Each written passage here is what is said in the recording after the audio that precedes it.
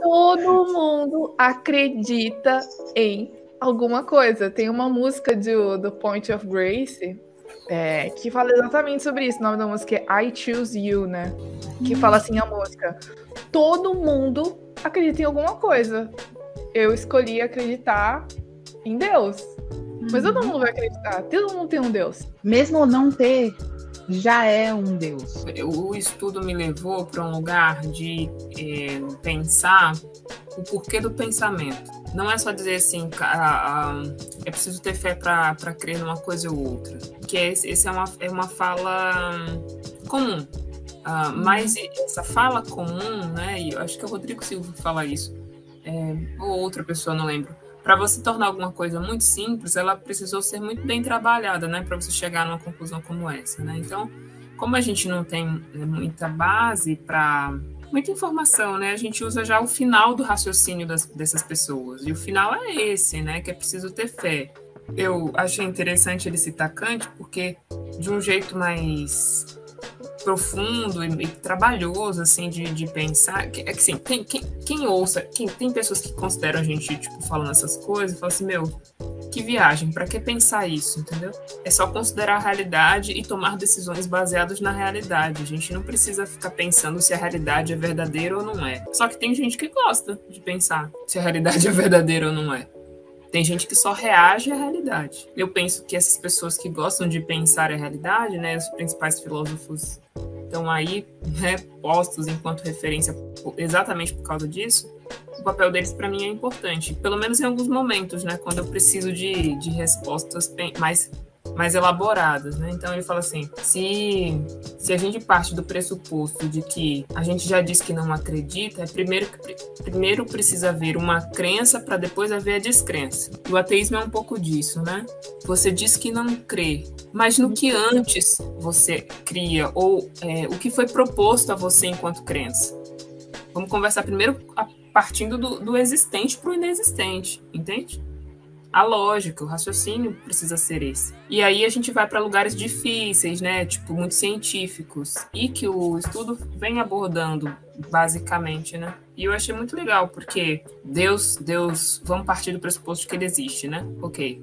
Como é que a gente explica o fato de que as coisas estão organizadas, né? A partir das leis físicas, cruzando com a ideia de que Deus existe, né? E ele vai sempre intermediando o raciocínio por ciência, no caso física e tudo mais, né? E aí você vai chegando em pressupostos do tipo, ok, para que haja a confirmação das leis físicas, por exemplo, que são tidas como certas, a gente vai chegar num lugar onde a gente não vai conseguir dizer que houve um começo organizado, tal, sem ter havido uma existência superior, enfim. Você falou aí, por exemplo, das leis físicas, e muitas vezes as pessoas não se dão conta que as leis físicas, ou as leis naturais, né, no caso, elas são, por exemplo, tão imutáveis quanto as leis que Deus colocou na Bíblia, porque foram leis criadas por Deus. Uhum. Então, Deus, por exemplo, quando realiza milagres, ele não vai quebrar alguma lei física para fazer o milagre. Ele usa, de repente, alguns fenômenos que nós não conhecemos, que estão sob o guarda-chuva dessas leis naturais, para operar esses milagres. É muito legal. Eu achei interessante ontem o Michelson falando sobre isso na palestra dele, que ele falou, tipo, quando Jesus voltar, né? Ele não vai, tipo, sei lá, vir atravessando as galáxias e desobedecendo todas as leis físicas, né? Então, como que ele pode, né? Uma das explicações que ele deu, que algumas pessoas acabam especulando e postulando, é que através dos wormholes, né? Então, como se fosse um atalho, assim, ter que percorrer toda a distância dos milhões de anos-luz. Então você usa o wormhole, que é como se fosse um portal, assim. É muito louco, porque você cai meio na ficção científica, né? Como se você entrasse num portal, assim. Mas é algo que os cientistas estudam real, assim, sabe? E que tem embasamento matemático para isso. Então, e por isso que também o estudo vai falar também do argumento moral com relação às leis morais e tal, né? Então, essas leis morais, as leis naturais, elas são tão imutáveis, né, quanto as que estão na Bíblia, né? A lei moral e lei natural, no caso, né? É um aspecto bem interessante. A gente parte da desordem para a ordem ou da ordem para a desordem? Por que a gente precisa dos 25 centavos, de 1 centavo, para ficar mais tipo, ufa, agora tá redondo? Para ficar bonitinho. Que a gente tá sabe, bonitinho. Exatamente. Desobedece a lei da termodinâmica, né? A gente coloca 1 centavo ali para ficar organizado. Para ficar organizadinho, entendeu? Exatamente. Tu não cria nada na desordem, amada. Pode crer. Eu sempre uso o exemplo da sexta-feira. Sexta-feira se organiza tudo. Chega no domingo, o quarto tá sujo, a cama tá desarrumada, a roupa tá suja.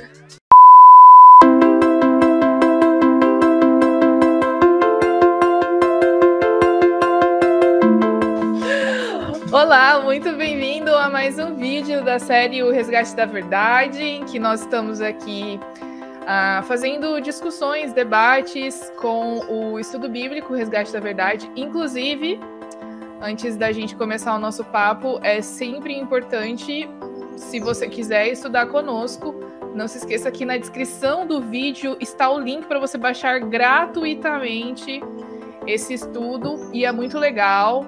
Os textos são muito bons e a gente está se baseando nessas perguntas para poder conversar, tá bom? Hoje aqui estou novamente com as minhas amigas, aqui Priscila, Karen e a Anne. Presente. Para conversar sobre um tema que é pesado. Na verdade é pesado porque é bem denso, né? E existem muitos aspectos, a gente vai tentar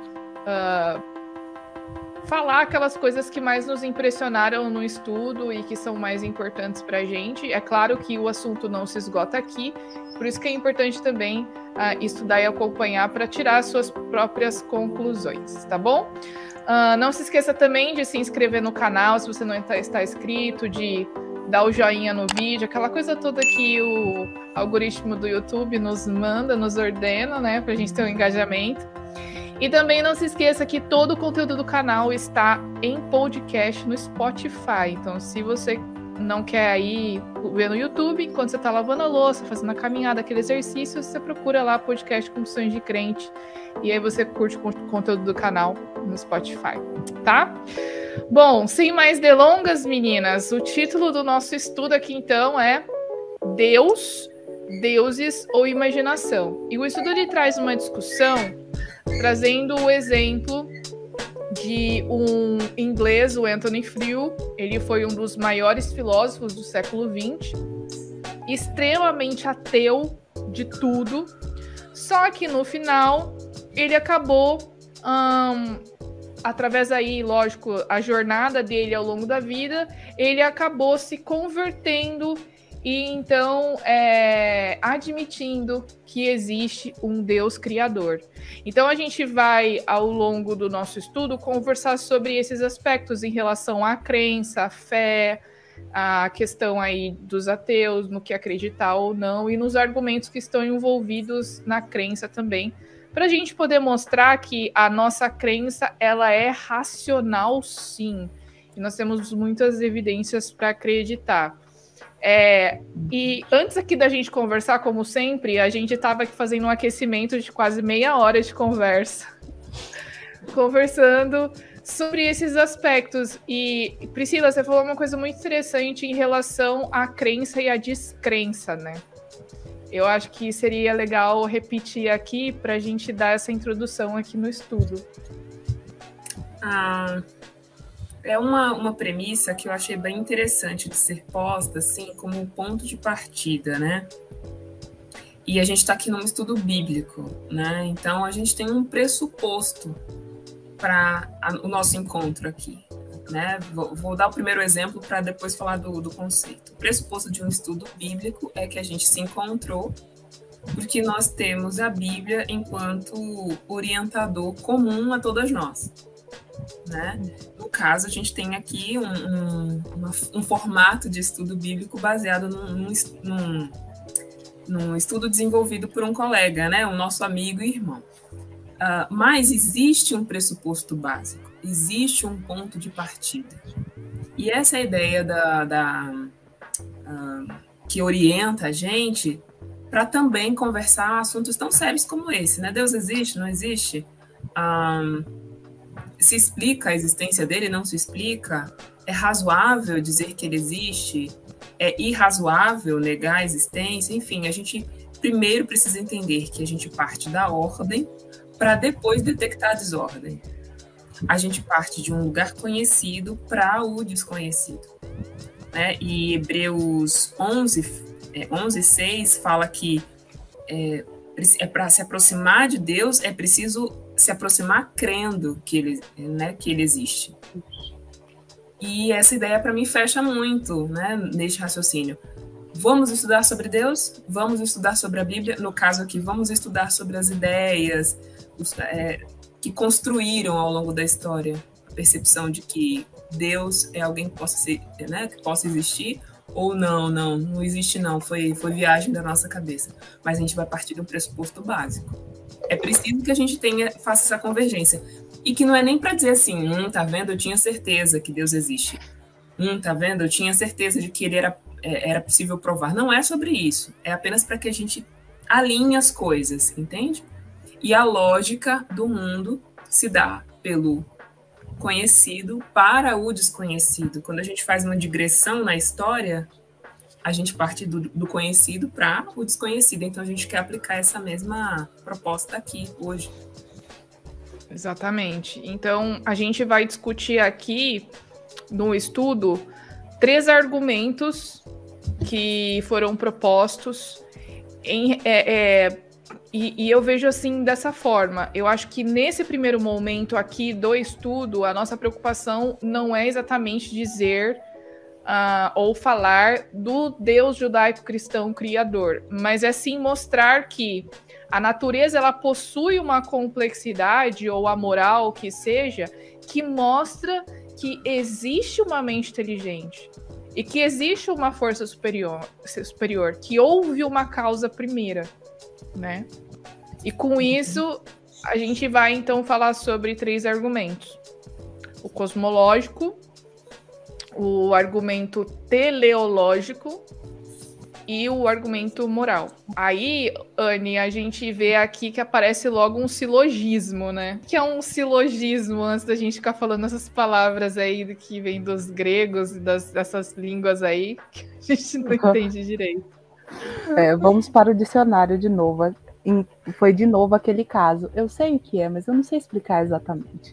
Então vamos lá. Silogismo é raciocínio dedutivo estruturado formalmente através de 2 proposições, 2 premissas, das quais se obtém por inferência uma terceira, que é uma conclusão.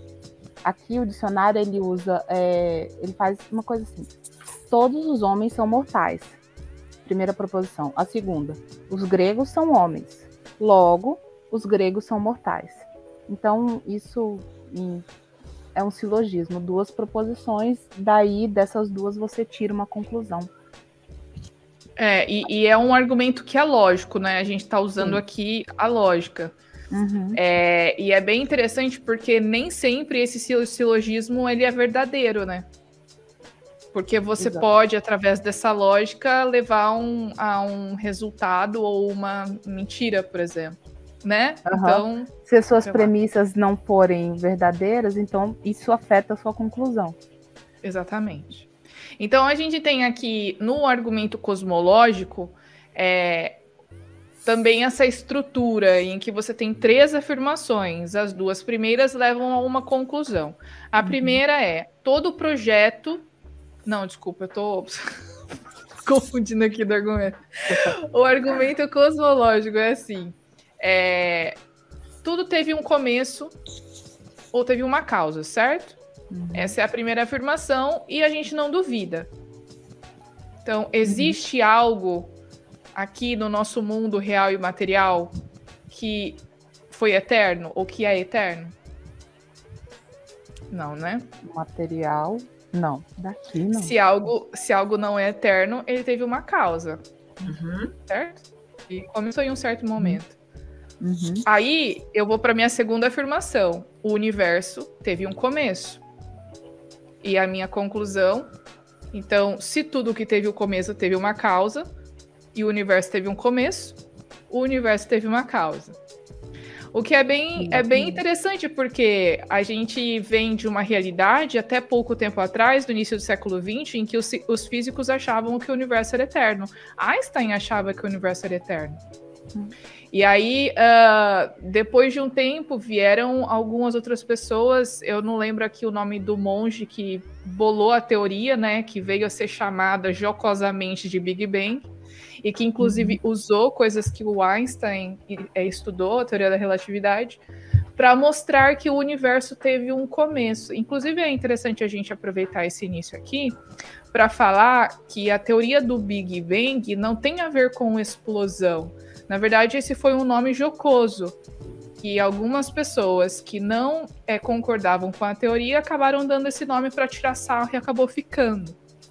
Então, a teoria do Big Bang, ela é uma teoria que fala ou que explica o que aconteceu no momento seguinte à expansão. Que no início, então, ou que o universo teve um início, né? E vem falando dessa expansão, do momento em que surgiu o tempo e o espaço. Então, em algum momento, o universo que existe aqui, ele surgiu.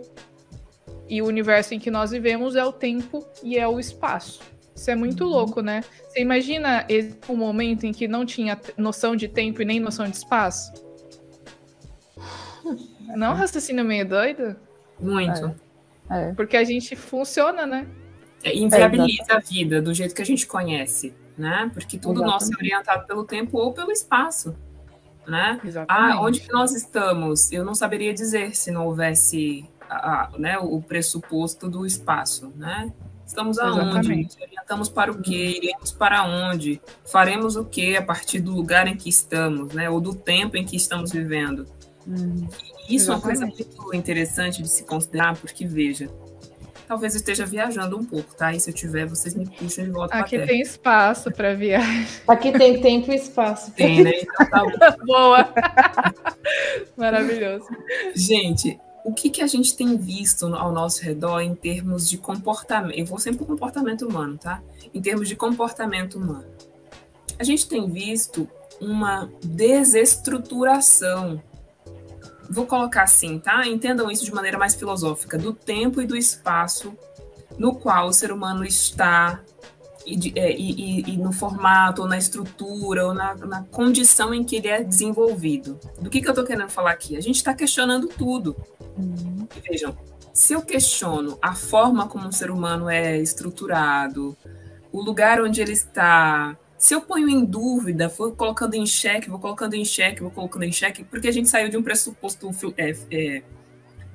natural, né, físico, e agora traz isso aqui para o dia a dia. Se você questiona as coisas e diz que elas não existem, que você pode estar ou fazer, e eu poderia hoje virar e falar assim, bom dia, meninas, muito prazer, meu nome é Princesa Isabel. Entende? Umas coisas. Ou, não, eu sou Eva, né? Longe de mim, desejo um dia chegar perto dela, sabe? Mas eu poderia dizer que eu sou qualquer um, ou que eu estou em qualquer tempo, entende? Ou que eu me oriento de qualquer maneira. E isso cria desordem, e isso cria desorientação, e isso cria, né, constrói, não sei nem se dá para falar isso, mas constrói a desestrutura. Fomenta a desestrutura humana. Então, quando a gente fala desses pressupostos, das leis, a gente está falando daquilo que é a base. Organiza. Se a gente não tiver isso, a gente não se organiza. E é um raciocínio necessário para a gente pensar Deus também. Considerar a existência dele, sabe? De que maneira a gente pode pensar a existência, né, de um ser superior. Olha para o universo, pensa as leis do universo. É que a Maura tem muito mais propriedade para falar disso do que nós todas aqui juntas, não é mesmo? Exatamente, muito. Voltou para falar, exatamente. Esse raciocínio, assim, sabe, aplicado à necessidade do tempo e do espaço, sabe? Eu lembro até aquelas Lá vai a pessoa fazer... puxar um pouquinho para a cultura. Mas lembra aqueles filmes de ficção científica que a pessoa viaja no tempo e fala, eu era, sei lá, da era, da não sei das quantas, 1700 e tal. A pessoa fica perdida no tempo. Isso cria, como a Pri falou, num exemplo bem rasteiro, mas a pessoa está desorganizada, a pessoa está fora, foi tirada, arrancada do contexto de onde ela estava para um contexto totalmente diferente. Ela vai ter que reaprender tudo, reaprender como se vive, os costumes daquele período, daquele certo tempo, o espaço onde ela caiu, brotou, sobreviveu. Então, para nós, é uma... Não dá para conceber a existência humana sem esse tempo e sem esse espaço. Não tem. Aproveitando que vocês estão falando aí de ordem e desordem, um aspecto interessante são as leis naturais, né? Então, a gente estava conversando também aí, antes da gente começar a gravar, que as leis naturais, elas são tão imutáveis quanto as leis morais que foram criadas por Deus, né? E que Deus, ele jamais, assim como ele não muda as leis morais, né? Então Deus também não vai mudar a lei natural e, consequentemente, ele não vai desobedecer essa lei que ele criou. Porque nós entendemos que tudo que Deus faz é perfeito. Então, se ele faz algo perfeito, por que ele vai mudar algo perfeito? Se tem que mudar, não é perfeito, né? Uhum. Então, a gente tem aqui as leis da termodinâmica, por exemplo, que o estudo chama a atenção, né? A segunda lei e a primeira lei. Então, a segunda lei da termodinâmica afirma, então, que a quantidade de energia do universo está ficando menor. Se ela está ficando menor, quer dizer que no passado ela já esteve no seu máximo e, portanto, ela está diminuindo. Tem a ver com a questão da entropia também que vocês estão comentando, de que existe uma tendência à desorganização, né? Então, se tem tendência à organização, quer dizer que em um momento anterior, ou num determinado passado, existia uma organização, né? Então, a primeira lei diz que no início do universo, que a quantidade de energia do universo, ela é finita, ou seja, ela vai acabar em um determinado momento. Então, a gente tem leis naturais dizendo que as coisas tiveram um início. E se elas tiveram um início, de acordo com o nosso silogismo, elas tiveram uma causa. E o que vai causar essa causa? Ou quem vai causar essa causa? Então, esse é o centro, o cerne do argumento cosmológico, né? É lógico que a primeira afirmação, que tudo que existe, tudo que teve um começo teve uma causa, ninguém discute, né? Foi o que a gente fez aqui. Existe algum exemplo de algo que seja eterno? Não tem. A segunda é que as pessoas acabam debatendo se é real ou não, ou seja, o universo teve um começo. Bom, o consenso da comunidade científica hoje é que o universo teve um início. E desde aquele primeiro milésimo de segundo lá no Big Bang, quando iniciou a expansão, ela continua, porque o universo ele ainda está expandindo. Então, isso significa também que em algum momento pode ser que ele tenha um fim, não sei, né? Então, tem essas coisas bem interessantes. Então, se a gente for levar o consenso da comunidade científica atual de que o universo teve um início, então esse nosso silogismo é verdadeiro. Ele teve uma causa. Então, o universo teve uma causa. Aí a gente vai para o debate, tá bom, e qual foi essa causa? E sabe que é uma coisa muito interessante? Que por causa disso, eu não sei se vocês têm percebido, mas nos últimos, acho que do ano passado para cá, com essas questões da NASA mandando sonda para Marte, não sei o que, tá tendo uma corrida dos cientistas para encontrarem vida em outro lugar. Tá tendo uma corrida. E como é que a gente entende isso, né? Que interesse é esse? Qual a necessidade humana?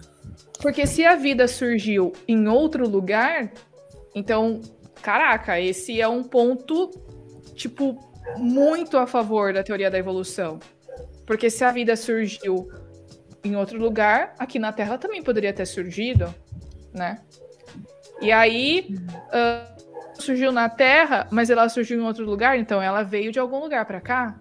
A vida é extraterrestre? Extraterrestre. Tem gente que fala que sim, né?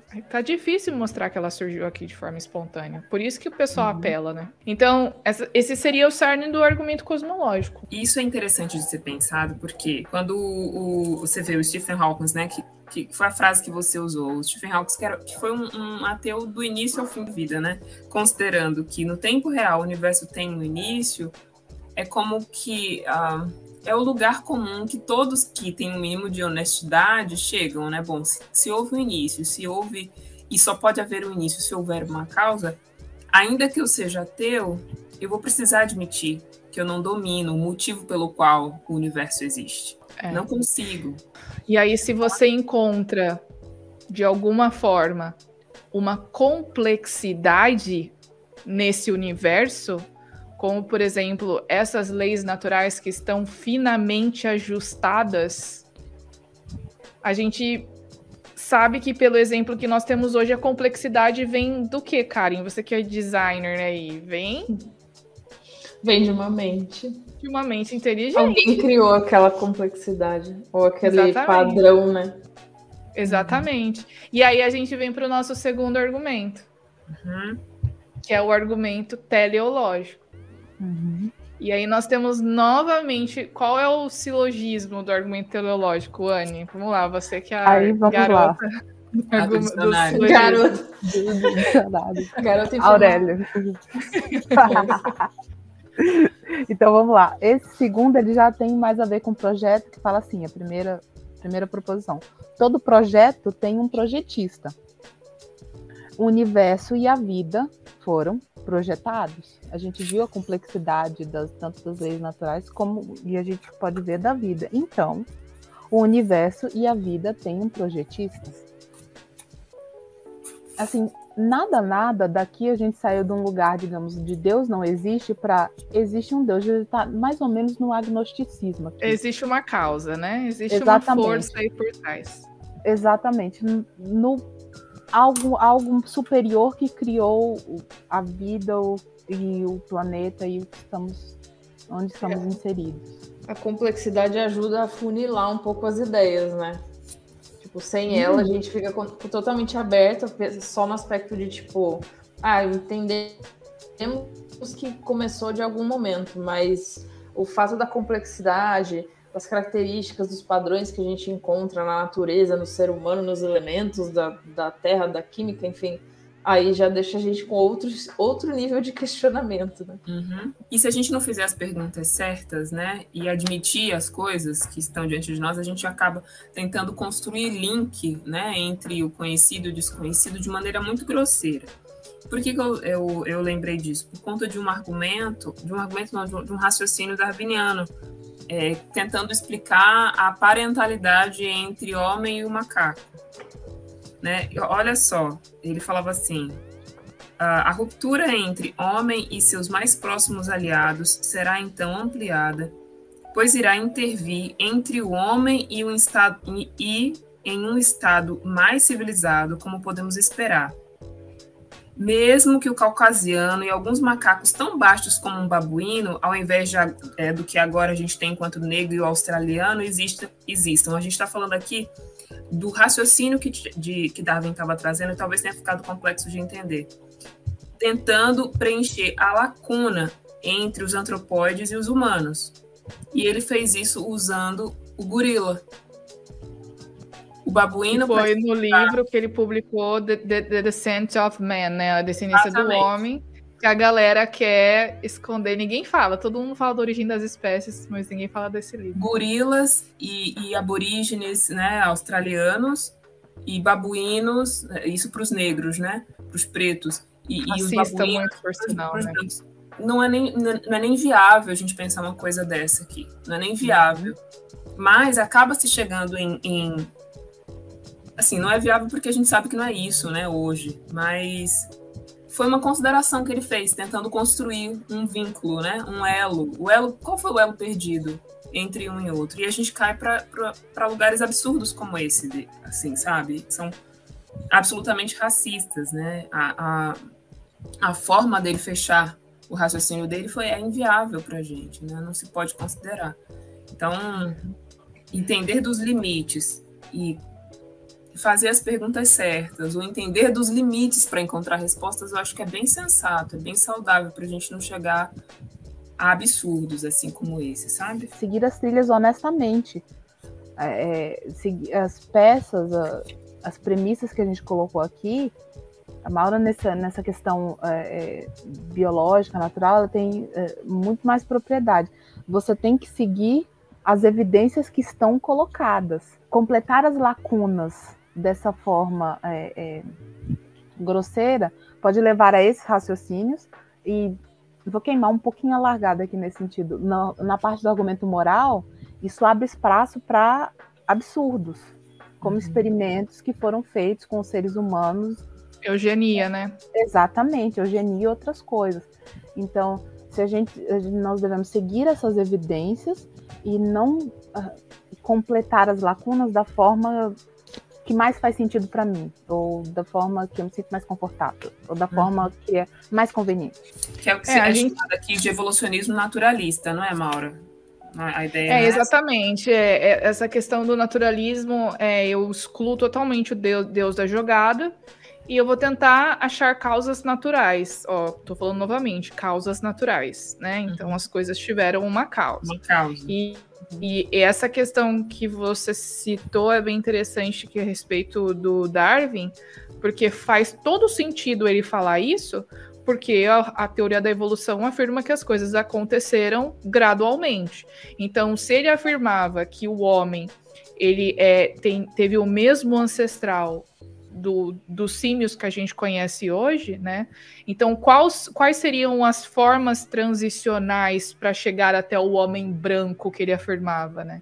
E para ele era muito claro que o aborígene que ele citava, ou o selvagem, que era o negro, nada mais do que o negro, né? Que para ele era o inferior e que seria o passo anterior da evolução para chegar no homem. A gente é muito claro os princípios, as bases racistas da teoria, né? Lá no início. E, infelizmente, todo mundo fala assim, Darwin não foi racista, mas a teoria dele foi usada por pessoas racistas. Não, era uma pessoa que acreditava que os negros eram inferiores mesmo, ele deixou muito claro nesse livro, né? E isso levou a consequências, como a Anne falou, assim, não só para a população negra, para os negros, mas para aqueles descapacitados, por exemplo. Quantos no Holocausto lá, na época da Segunda Guerra, os sanatórios, as pessoas debilitadas que foram mortas porque não atingiam o ideal do homem branco perfeito. Grávidas usadas para experimento. Exatamente. Pessoas, né? Crianças. Então, enfim...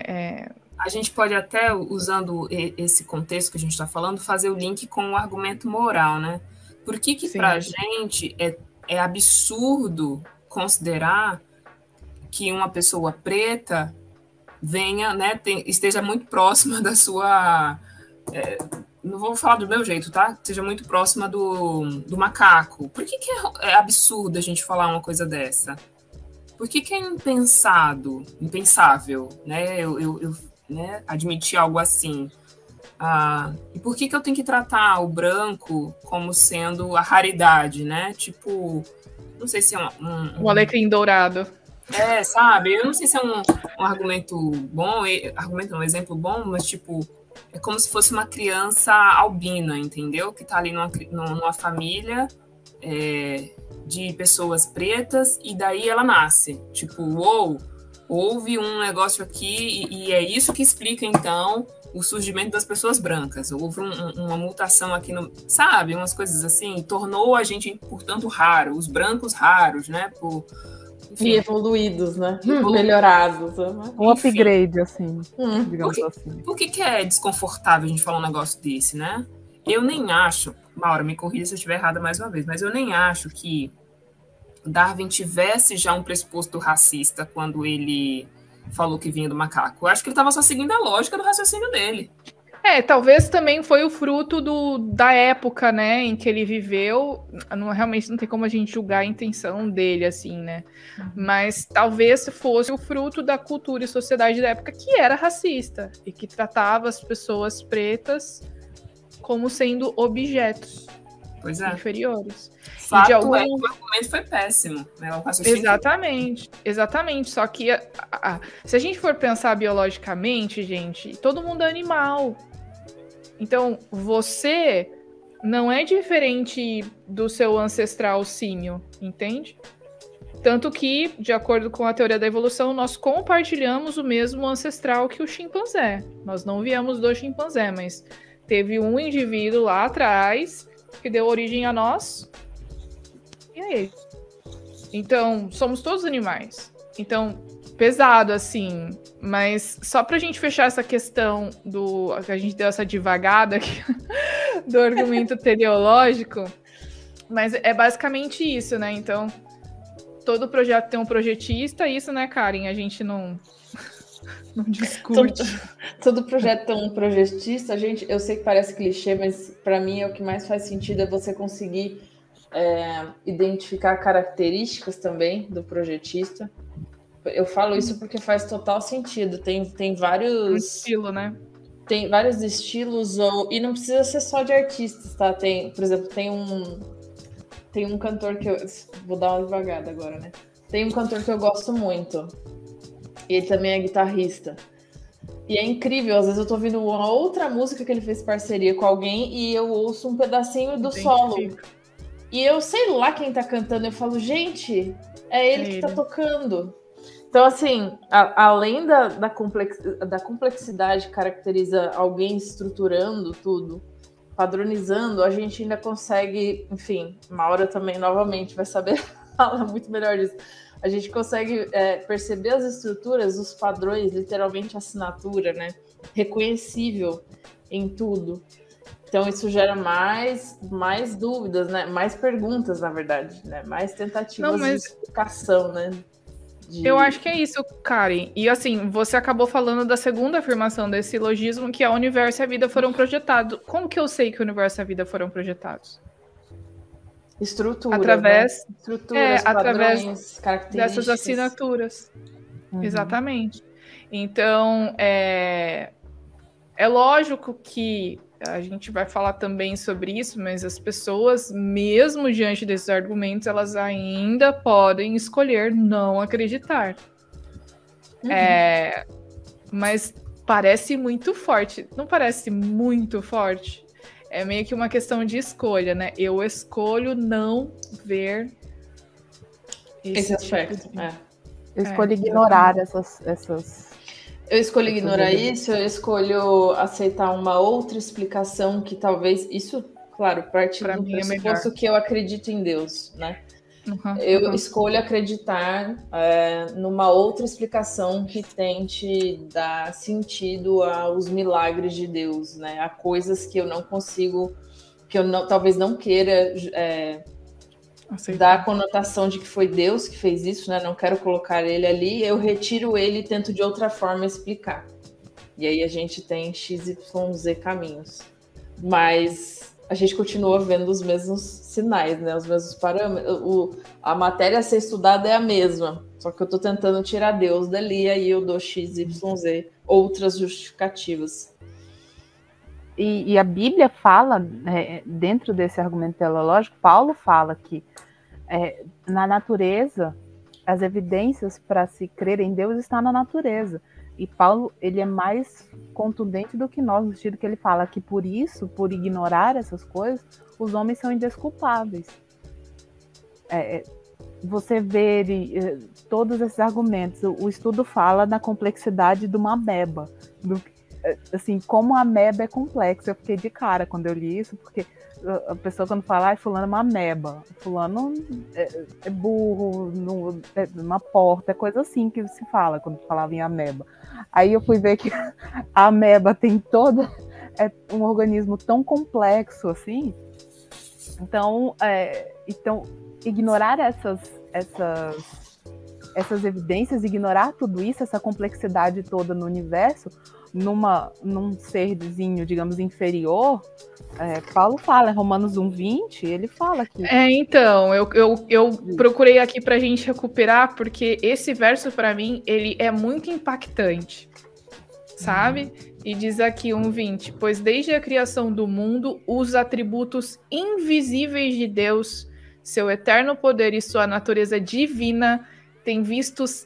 Então você vê, né? Têm sido vistos claramente, sendo compreendidos por meio das coisas criadas, de forma que tais homens são indesculpáveis. Ou seja, como é que uns atributos invisíveis, eles são vistos claramente? E aí vem o que a Karen falou. Tem uma assinatura na natureza. E eu acho que tem ainda um outro fator aí, dando uma viajada. Deus coloca na gente a capacidade da gente ter essa percepção, porque o meu cachorro não percebe isso. Ele vai perceber por instinto algumas coisas. Mas eu tenho a capacidade de racionalizar e entender. Para mim... É o pensamento, né? Exato. A consciência. Inclusive, a Priscila mandou um vídeo pra gente no grupo, eu vou colocar na descrição do vídeo para quem quiser ver também, dos 4 Big Bangs, né? Eu achei genial, assim. Foi a Anne que mandou. Foi a Anne? Ai, desculpa, eu pensei que fosse a Priscila, mas enfim.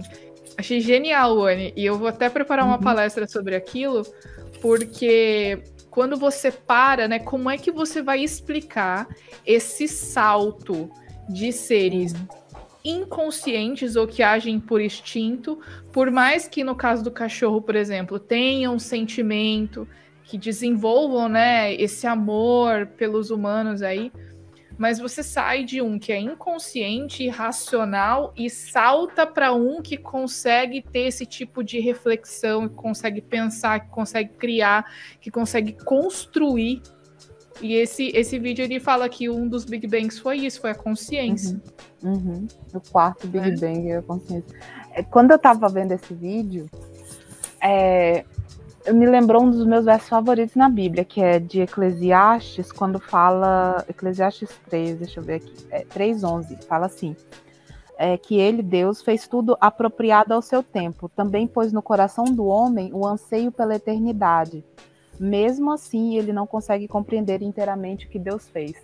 Então, essa compreensão, isso que a Karen falou, essa percepção, né? Percepção, exatamente, essa percepção, esse anseio pela eternidade, porque nós pensamos esses assuntos mais complexos, por que eu estou aqui? Esses elementos que formam a cosmovisão, como a gente falou, essas perguntas, qual é o sentido da vida, qual é o meu propósito aqui?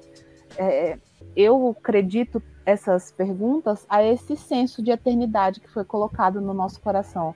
Porque senão a vida aqui, nós temos o quê? 80 anos agora, expectativa de vida, e a gente sempre está tentando prolongar um pouco mais. Sempre tem a dieta de Okinawa, que os velhinhos vivem até 120, e aí a gente sempre está tentando esticar um pouco mais e se agarrar nesses anos de vida. Por que a gente, se a vida não tem um sentido, se eu não só tenho isso daqui, se é só isso, é só essa vida, eu não tenho digamos, um pós-vida, não há um Deus, não há uma causa, para que eu fico tentando esticar a coisa e levar?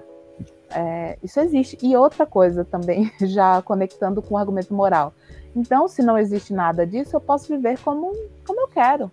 Para quê? Tem essas leis eternas da natureza, ok, mas o que torna errado esses experimentos com grávidas? O que torna errado ter esses raciocínios de que um preto venha de um macaco?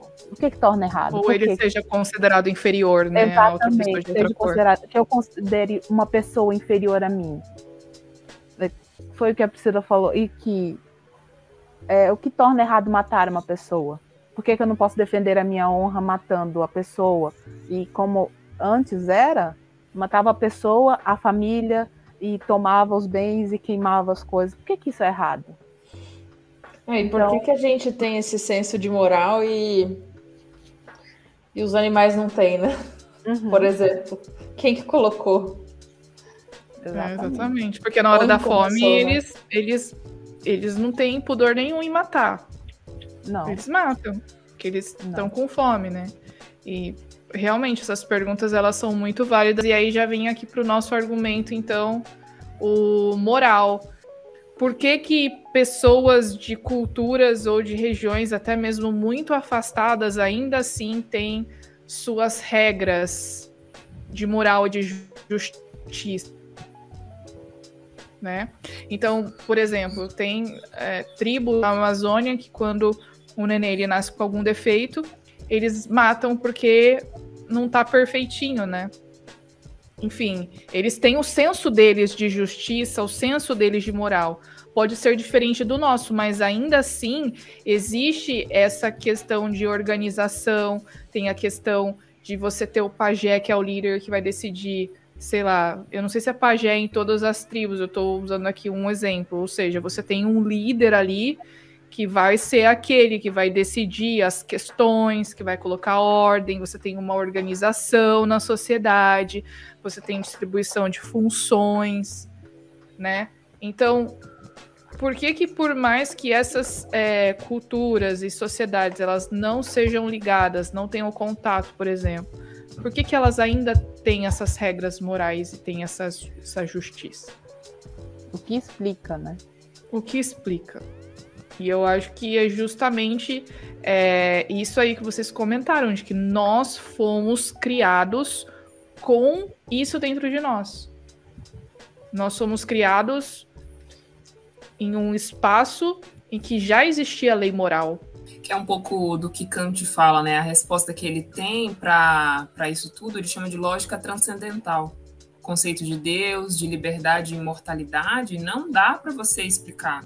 Não está no domínio da experiência possível. Né? E aí ele pega essas três coisas e fala, bom, e como é que a gente vai tratar o conceito de Deus? Como é que a gente trata o conceito de liberdade? Isso dentro na metafísica tradicional, entendeu? Essas três coisas, assim, ocupam, tipo, o lugar de mais importância, entende?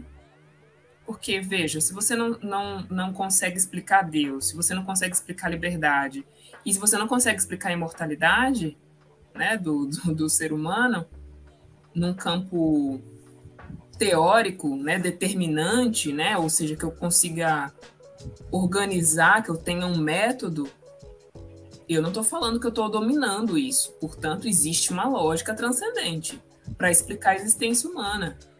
E essas perguntas que ele trouxe, né, que o autor fala assim, duas coisas, isso é um raciocínio de Kant, né? Duas coisas ocupam com admiração e reverência, sempre renovadas e crescentes, quanto maior é a frequência e a regularidade com que alguém reflete sobre elas, né? E aí ele fala, duas coisas muito difíceis de serem explicadas, o céu repleto de estrelas sobre mim e a lei moral dentro de mim. Né? E que aí ele destrincha nesses três aspectos, eu falei, né? O conceito de Deus, liberdade e imortalidade. Essas coisas não dá para você fechar, entende? Não dá. E aí ele fala que existe uma lógica transcendente mesmo. Não dá pra gente fechar se a gente for levar em consideração apenas a cosmovisão naturalista, né? Exato. Materialista. Exatamente. E precisa vir de alguém superior a mim. Isso que eu ia falar.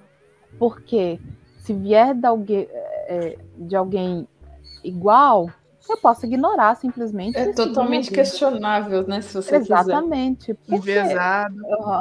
Por que enviesado? Porque cada um tem sua cosmovisão. Por que eu vou obedecer? Eu tenho que... Essa lei moral dentro de mim vem necessariamente de alguém superior. Porque isso vai restringir... Isso me restringe as minhas ações. Eu não vou matar. Há coisas que são erradas e que eu não vou fazer. Há valores que são o que dentro de mim, essa lei moral, digamos, essa bússola, que há caminhos que eu não vou percorrer.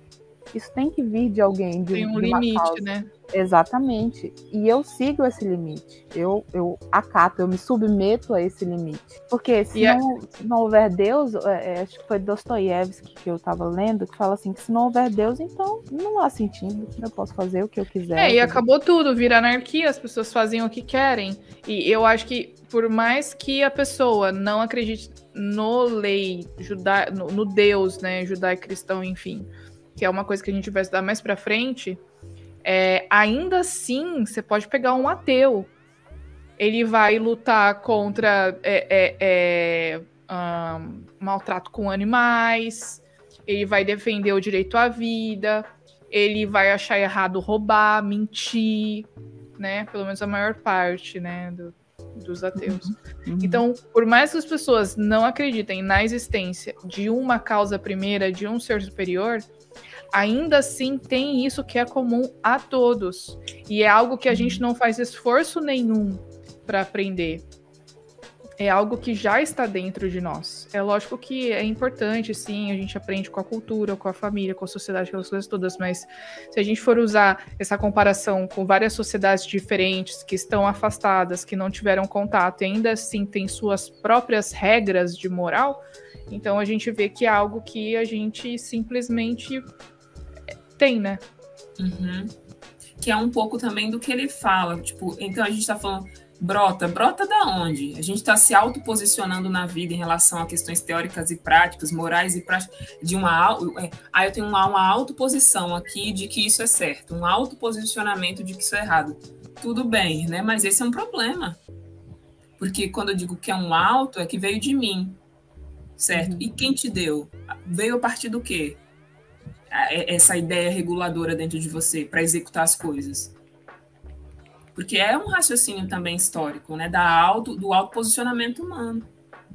Mas é como se a gente estivesse falando aqui... É meio estranho porque ia ficar, tipo, veio primeiro o que? O ovo, a galinha, mas... É um raciocínio circular, né? Circular, entende? É circular. É muito pesado, muito filosófico isso aqui. Mas, enfim, eu acho que a nossa discussão aqui, falando do argumento cosmológico, teleológico e do moral, é a gente mostrar que existe uma causa. É a gente mostrar que existe alguém inteligente por trás que é essa causa. Agora, quem é essa causa, a identidade dessa causa, é algo que a gente vai ver nos próximos estudos.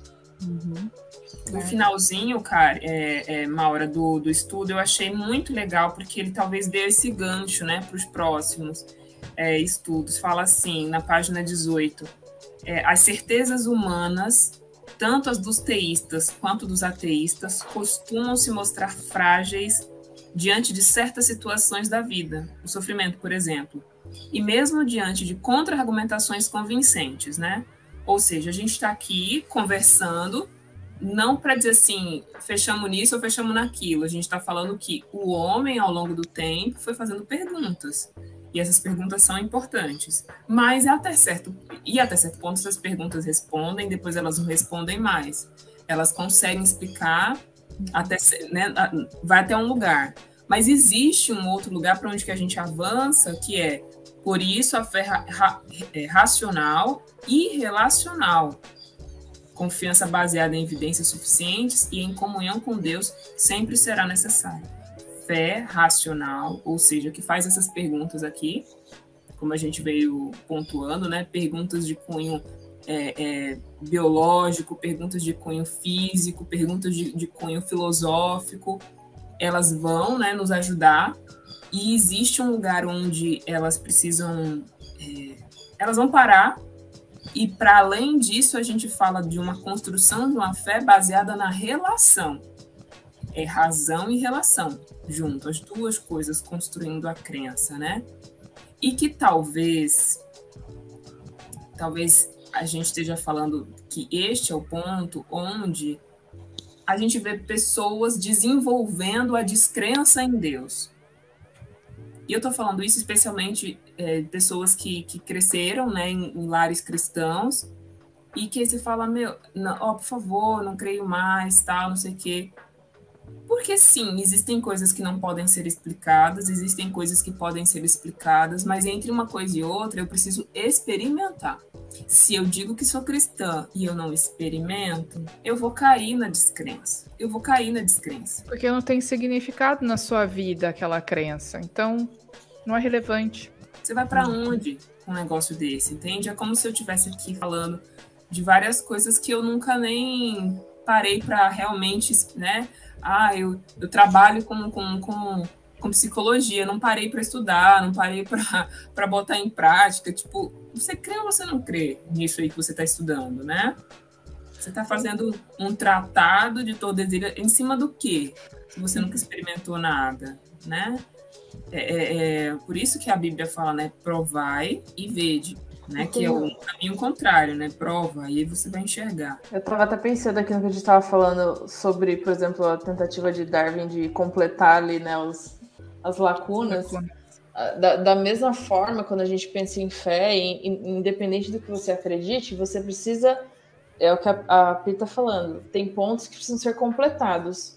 Ou você vai completar com alguma justificativa, enfim, seja lá qual for, ou você pode completar com fé, com experiência. E aí é a parte racional, que é justamente o que a Pi está falando. A gente vai até um ponto com explicações, e aí essa lacuna, né? Aí a gente completa com fé e com experiências que a gente tem com Deus. Assim como outros completam também com quaisquer outras coisas que façam sentido. Exatamente, que são experiências também. Exato. No final das contas, sempre tem algum tipo de experiência intermediando a teoria e a prática. Sempre tem. E perceba, qualquer pessoa que, de alguma maneira, assume, né, declaradamente que não crê em Deus, ela coloca algo muito forte no lugar. E eu entendo até como sendo necessário que ela coloque. Precisa ter algo ali. Ela precisa se estruturar em alguma coisa, então ela precisa colocar algo muito forte, né, muito convincente para ela. E aí ela se sente, né, um pouco mais, vou colocar assim, em paz, né? Pô, tem uma estrutura aqui, né? Enfim. E sabe, o cristianismo, ele é muito... Ele precisa de experiências. Você estava falando, você e a Karen estavam falando, e me veio na cabeça, quando João Batista, os discípulos de João Batista, ele mandou os discípulos dele perguntarem para Jesus se ele era mesmo o Messias. Então, Jesus deixou, ele falou, eles fiquem aqui. E aí Jesus foi realizando os milagres, cuidando do povo que o circundava.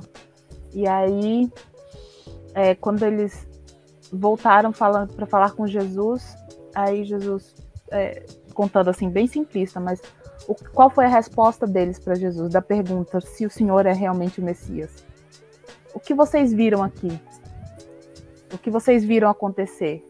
Os cegos estão vendo, os doentes estão sendo curados, os famintos estão sendo alimentados. Então, a resposta de Jesus foram as experiências, foi o que ele fazia. Porque Jesus podia sentar lá e falar, então, queridão, venha cá, deixa eu te mostrar aqui por A mais B, na lei de Moisés, por que eu sou o Messias. Tinha muita argumentação. Os profetas estavam ali, Isaías estava ali, os rolos de Isaías estavam conhecidos. Isaías tem muitas referências sobre o Messias. Muitas. Mas o que Jesus usou? Jesus usou a experiência, o que ele fazia. E aí ele falou, voltem lá e contem o que vocês virem. O que faz legal que é inclusivo, né? Você não precisava nem conhecer o que estava ali no rolo.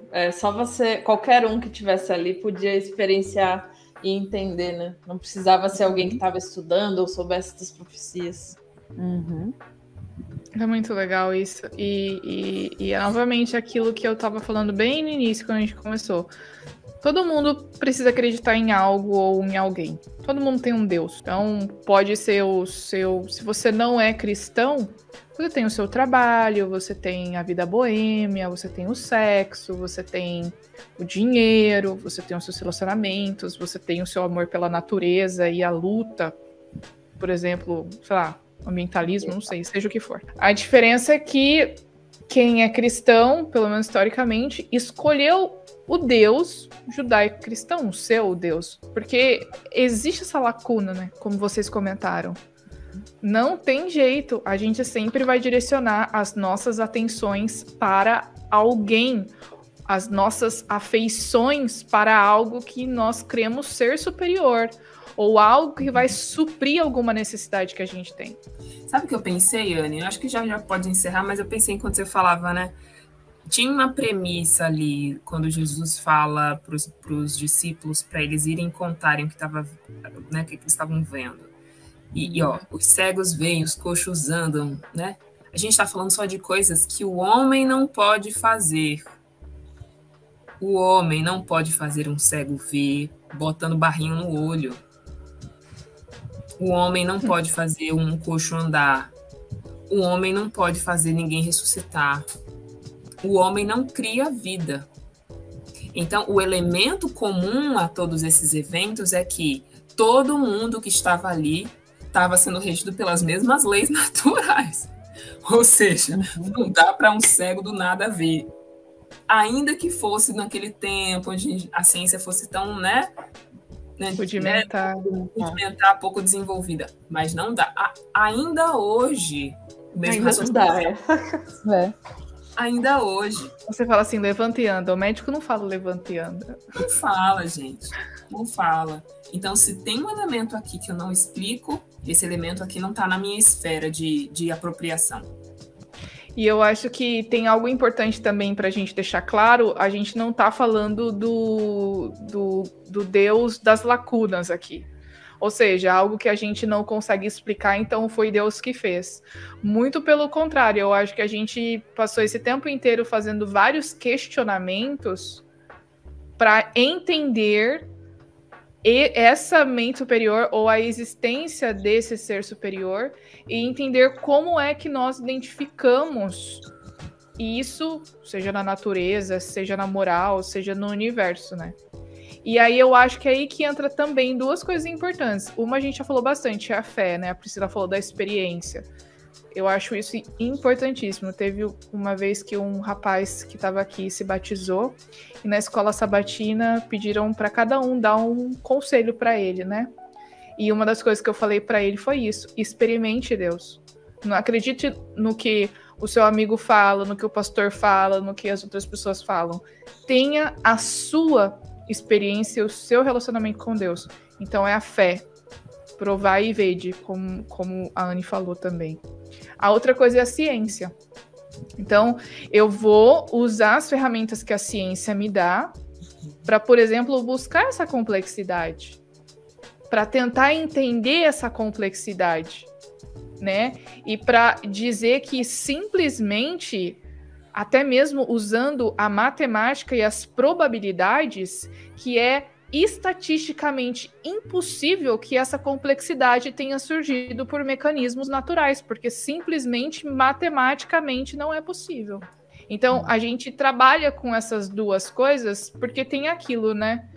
Tem gente que você fala assim, olha, Deus criou o mundo em 6 dias e descansou no 7º. Ele fez isso, ele criou tudo que existe aqui em uma semana. A pessoa aceita. Acredito. Só que tem o cara que tem aquela mente de um pesquisador, de um curioso, que quer entender tudo, que para ele simplesmente não é suficiente você dizer que Deus criou o mundo em 6 dias. E você precisa mostrar, ou ele precisa estudar e ver essas evidências mais palpáveis, de que as coisas são mais complexas, de que existe inteligência na natureza, entende? Então, por isso que é tão importante a gente conversar sobre esses assuntos e fazer essas perguntas, né? Para mostrar que a nossa fé é racional e não é Deus de lacuna nenhuma. É um Deus que tem muita razão para crer. É isso. Ele dá razões de sobra para a gente crer nele. Razões que vão saciar tanto mentes mais inquisitivas que buscam isso na ciência, como esses argumentos para outros não vão fazer tanto sentido. Mas é bom saber. É bom ver como Deus se revela de tantas formas assim. Sobejo tem evidência para tudo quanto é tipo de gosto. Exatamente. É um cardápio incrível, né? Exatamente. O buffet, tipo, all inclusive. Maravilhoso. Gente, então acho que a gente pode terminar, né?